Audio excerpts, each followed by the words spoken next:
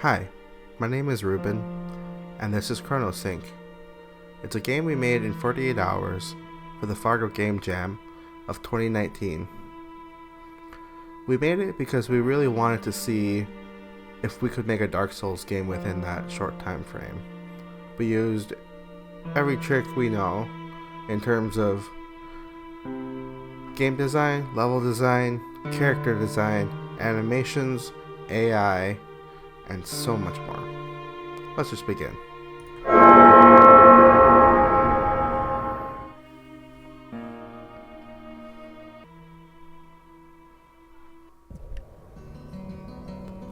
Alright, so this is the start of the game. Obviously we are using a borrowed asset here from the Cinti Studios package for pirates. Originally they were supposed to be for stand-ins, but eventually we kind of just stuck with them for time reasons, obviously. As you can see here, this lantern was made by John Engstrom. He contributed a couple of models. A lot of them we weren't able to use because we ran out of time. The level design was done by Ren Erickson.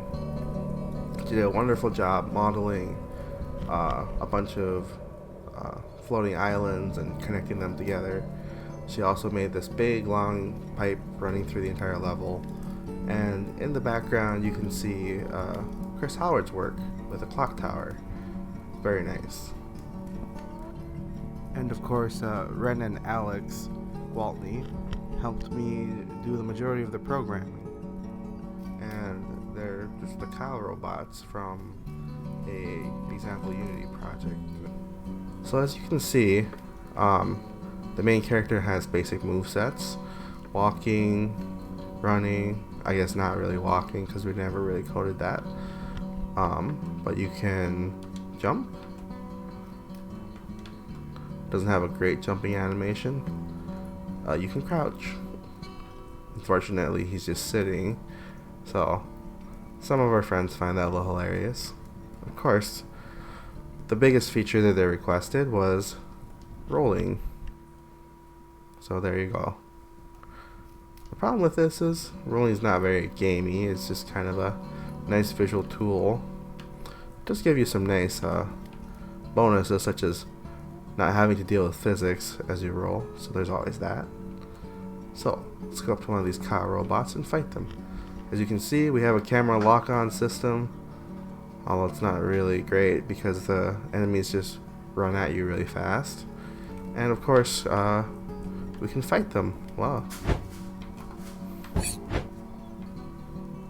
Oh, and yeah, I'm already down to half of my health. It's not looking great today. Let's see if I can sneak by a little bit here and try to avoid fighting them. Oh, this guy's a little too close. Let's just keep going, see if we can outrun them. Oh. And yeah, they do hit each other, and it's just something that kind of thought to stuff in there. And of course, my skills at Dark Souls is terrible. So let's try that again, going through an alternate route. There's not really a route that you can take that you won't run into these guys, but you can certainly try and outrun them, which is something I've been able to do on a couple of occasions. I don't know if I'll be able to do it this run, but we'll see. I'm also curious to see how people will do speedruns in this game, if there were enough people playing it. So, oh yeah, the level's beautiful. On an older build, we didn't quite get the graphics to go all the way up, so the plants and rocks kind of just pop in there, and the lighting's not great on that version either.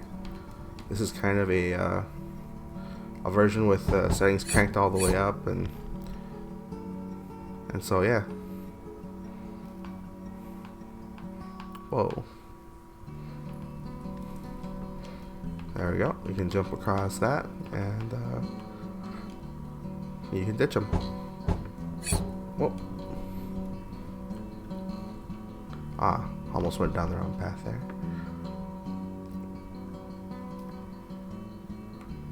Whoa, there's a guy that was just sneaking up back there. What's nice is that if there's two of them, they'll eventually kill each other from trying to hit me. But if there's one of them, this guy's usually the last one that ever comes after me. I can kind of shortcut through here, and he will just fall down. And there you have it. So this is a quick run through of a Souls-like game. Vote for Chronosync, everybody.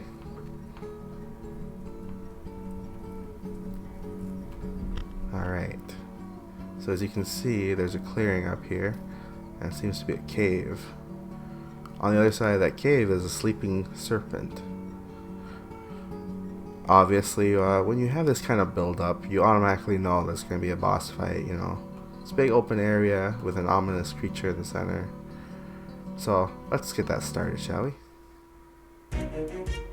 Now, this snake actually took me quite a bit of time to work on. I would say it pretty much took up half the entire game jam time. And so, you can hear I just accidentally triggered the audio box again. And if you didn't notice already, he's actually breathing fire, but in the form of missing texture.